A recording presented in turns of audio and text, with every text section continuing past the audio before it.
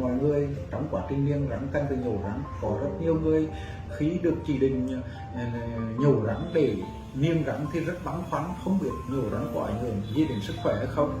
Vậy thì nhổ rắn trong những trường hợp nào?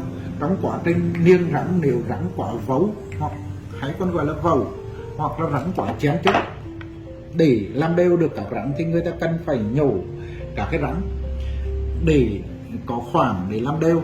Vậy thì trong quá trình niêm rắn có thể nhổ từ 2 rắn đến 4 rắn, hoặc là nhổ số lượng rắn thì tùy theo chỉ định của từng cá lâm sàng. Nhổ rắn để chỉnh rắn là một việc hết sức bình thường, không ảnh hưởng đến sức khỏe. Và sau khi nhổ rắn thì bác sĩ sẽ kéo các cái rắn ở các cái khu vực khác để làm sát lại với nhau, nó không ảnh hưởng, không để lại các khoảng trống sau này. Đó là cái việc nhổ rắn. Mọi người thấy hữu ích thì hãy cho tôi một like hoặc một subscribe. Xin cảm